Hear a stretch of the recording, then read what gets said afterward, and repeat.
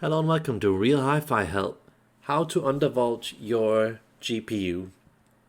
For those people that don't know it, GPU is graphics card. So I think that, currently undervolting is probably best doing it on AMD hardware. Sometimes you can also do it on Intel Nvidia hardware. So yeah, just look out for that. Find out online, is it possible? What are other people doing? What are their test results from dealing with this? For a short period, I actually had a card that was very good card. I think it was about half. Was that half a year ago? I think it was like half a year ago. I was just trying to get something out of my mouth. Sorry. Um, I think it was like half a year ago. I quickly tried this card. I was surprised, especially after undervolting it and trying it on top of that in Linux and on an SSD disk. SSD disk, what I mean by that is that once you run Steam and you've got shading caching activated, it can work pretty good, especially in games that aren't very well programmed, that are a bit heavy. Um, I was surprised. I was pretty surprised at this card that most people wouldn't even consider. So yeah, fantastic value, fantastic value. Um, I would kind of go with that card. If I had to buy a new card, I would kind of go with that. And I'm not really into Nvidia anymore. I've had a lot of their cards and I've never really had any problems with their cards. They have good service, they make good solid cards. Um, it's just I think it's a matter of principle. I just don't want to support the big guy pushing the prices up. And once in a while you hear some pretty grim stories about Nvidia, MSI, and other companies. This is It's not just exclusively these companies, but I just don't generally like to support the really big guys, because I feel that sometimes they do use some unfair tactics. And AMD being AMD, they're currently like the underdog that's kind of taking over. I like that, and I probably won't like AMD in a couple of years if they totally, dominate and push their prices up. So currently, right here now, I'm a big AMD fanboy. So let's get into it. Basically, you've got typically a tool like this, an AMD Radeon, whatever you call it, tool. You've got the throttling mode. This is probably like the standard setting, going from 0 to 1, 2, 7, whatever. And you just basically find out on the net what it is that you're able to adjust the card to, and then you just set it to that, and do some benchmarking, and that's basically just it. I've written some other things, some interesting things, I'd like to share with you guys.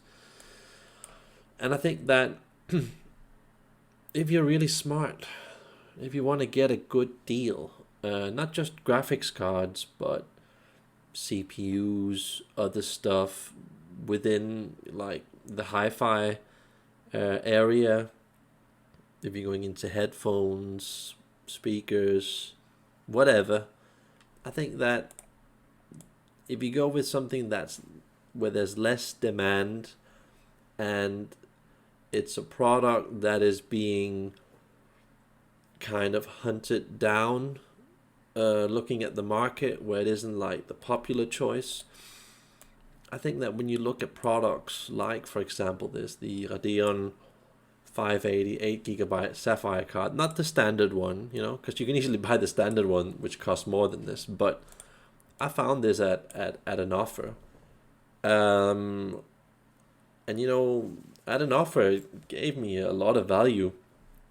And a lot of tests would say like, oh, this card uses a lot of power. Yeah, it does if you run it in normal state. It's also gonna throttle a lot if you run it in its normal state. But as soon as you get this card and you start tweaking it, and maybe run a bit of Linux and Steam shader caching on your NVMe drive, suddenly you've got an edge.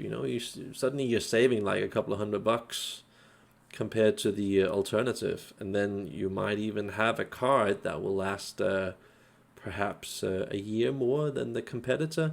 Perhaps. This is just one specific example. It could be the other way. It could be that you need to go with Nvidia. Sometimes Nvidia is the better choice. So I just want to say that, like I said before, I feel that AMD right now are not a gigantic monopolistic company, if that's a word, that has a firm grip of the market.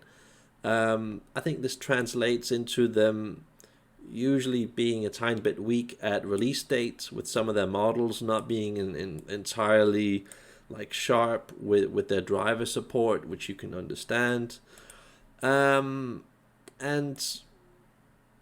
I think that currently looking at the big models like Radeon 6800 versus the 3090 series, it's obviously a much better value going with this card, even though that you get the DLSS and some other features and get some higher frame rates and what's that called, where you've got that sophisticated algorithm going on, that DLSS. I can't remember that word. That special thing that Nvidia are going with. Even though they're not good at that right now, you just know with AMD that the driver support is going to get a lot better. You're going to reap the rewards, not here and now buying the card, but later on. And in the meantime, you'll save a lot of money. I think that's important to remember. I think a lot of people just look at the raw data and go like, oh, features, frames per second? No, I'll just get Nvidia. I think they have to look a bit deeper on that, because when you realize that if you buy a card like this, you could easily waste like $500 over several years in power, just because it uses hell of a lot more power. So that's just my opinion. You don't have to buy AMD. I'm just kind of, I'm a bit of an AMD fanboy. And I think that, that's basically how you undervolt something. It's pretty easy nowadays. Nowadays you just go into these menus that come with the card, or use some kind of third-party program, do a similar thing, run it down those numbers that you got off the net, make sure that you get it from a trustworthy source. It could be on Reddit, it could be on YouTube, whatever, and then do those changes, and if you're like me, if you get lucky, you reduce the noise, you reduce the power consumption, and you get more frames per second at the same time. It could be that you only get more frames per second and it still makes, I don't know, a tiny bit more noise or the same amount of noise. Whatever. It's difficult to say from card to card, but this is basically how you do it. With Nvidia, you could also perhaps do it with their own tool or a third-party tool. That's basically just it. There isn't a lot of magic involved in doing this. And one thing I want to tell you guys is that if you're looking into undervolting your GPU, which I assume is because you want more performance, and not a lot of people are saying this on the internet, but you should seriously look into getting Ubuntu, which is like a simplified copy version of Windows, just in Linux formats. You should seriously look into getting that, and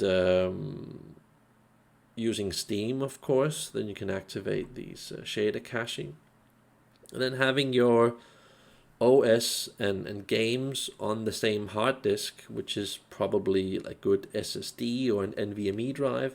this could be the future, and you're watching this, like, I don't know, 10, 20 years in the future, and there's probably something else better than that. Then go with that. Um, I'm just saying that doing these small things can easily make performance a hell of a lot better. And I like going from Windows to Linux, not having to deal with this heavy operating system of Windows. I feel that every time I use Windows, I have it on another hard disk. I feel that every time I use Windows, I lose a tiny bit of my life, because it just feels wrong, you know. It's heavy. It's doing updates that you haven't approved. There's this Bing engine incorporated into it. There's the Microsoft Store. You can't completely turn everything off Windows, even though you've clicked on it in the menus. It's still going to send some of your information that you don't know onto the network. That's how they can make the operating system free.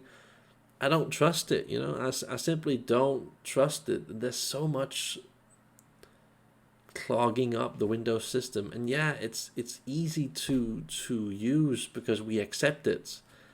And I'm one of those few users that just doesn't accept Windows. I've been using Windows since 1991, back when it was called, I think, 3.0 or 1 or something like that. Um, I liked it in the start, you know. I liked it until we got over to Windows XP. Then we got into Vista, which was one hell of a ride. And then, yeah, we got a bit of the good stuff back again with Windows 7. But then after Windows 7, it just became hell, you know, with Windows 8 and then 10. You know, if you want to really keep your PC for a long, long time, if you want to save money long term, and you want to gain performance per year, I've experienced using Ubuntu on my computer. That's Xubuntu. I've experienced that it actually gets faster on Ubuntu every year, every time I do these system updates. And with Windows, it's the opposite. You know, it just gets slower. Every time you make an update, it gets slower, and there's like, it's laggy, and then you uninstall something and that isn't fully uninstalled, and then you've got like 50 gigabytes of stuff on your hard disk, and you're going like, what the hell is this? Why is it filling so much? Yeah, I just don't like Windows. So if you're a hardcore gamer, you know, you can actually now go on to Linux and do your gaming. And usually it will be about the same performance as Windows. Some games will even be faster than on Windows. And we've got this Proton thing on Steam now that basically makes every game, almost every game possible to play now. So that took some time to figure out, and it's just fantastic. That is possible now, and I feel that we should try and support the good guys. You know, I feel that because it isn't mainstream, it's still a very good solution. It will be a lot more difficult to start with. Basic stuff like mounting your CD, DVD drive, getting that to work. That doesn't always work by default on Linux. Basic stuff like watching video, installing programs. Installing programs is a bitch. I have to say, it's one of those things I really hate on Linux. But what I really love is that it's the clean, clear, light response on Linux. And you can get some Linuxes that are pretty heavy and unintuitive and ugly to look at, but Ubuntu, I like it. I think that Ubuntu is a good one. Ubuntu, yeah, also pretty decent, but a bit more heavy. Lubuntu, a good alternative. So yeah, just me ranting on about Linux. I suggest you get into that if you can. Difficult to start with. Lots of programs that aren't yet compatible with Linux, but gaming wise, I just feel that when I'm playing games in Linux, it just feels like I'm one generation ahead with my hardware because um, I'm running Linux. Whereas when I boot over to my completely new installed Windows system, it's slower, significantly slower. It's like I would say 25% slower. Yeah, it's nice with Windows. I can just take some of my old DVDs, CDs, whatever, pop them in, install them, blah blah blah. You can't really do that as easily on Linux. You can get a way of fixing that using Wine or whatever. Um, but we've reached a point where Linux is actually good in all kinds of ways, and I'd suggest using it. I also suggest, if you can at all, use Firefox to support those guys that run a free project. That's basically charity project, and yeah, it doesn't sound quite as good with music on YouTube, because guess why? Can you guess why it doesn't sound as good? Well, someone's been programming Chrome to react a lot better to YouTube than Firefox. So of course, that's what you get out of it. But yeah, can you blame them? But that is why most people are kind of using Chrome, because YouTube reacts a lot faster on Chrome, and I think they deliberately put some coding into it so Firefox can't run faster, bastards. But just kind of giving you my thoughts on the matter. And this video is about undervolting, so yeah, that's how you do it. And what I've written down here, that's how you think smart and buy products that are cheap. Basically going for those good value products that are off the radar. And yeah, like for example, if you want to do some Bitcoining, I heard that the 3060 card is apparently a very good Bitcoining GPU. If you're into that stuff, that's apparently a very good value card gaming wise, and especially Bitcoin wise. So theoretically, I could be wrong. If you want like a really good value card, it could be that you'd have to go for a 3060 card and skip AMD. But just know that you could potentially save some power going Radeon. And I suggest, if you can at all, this is not just AMD, Intel, Nvidia talk here, but all in all, the company that you support, if you can support the most ethical green company, I'd suggest you do that. So that's also a very good tip for you guys. So yeah, this is me logging off, and like and subscribe if you want to support this type of content. Have a nice day. Bye.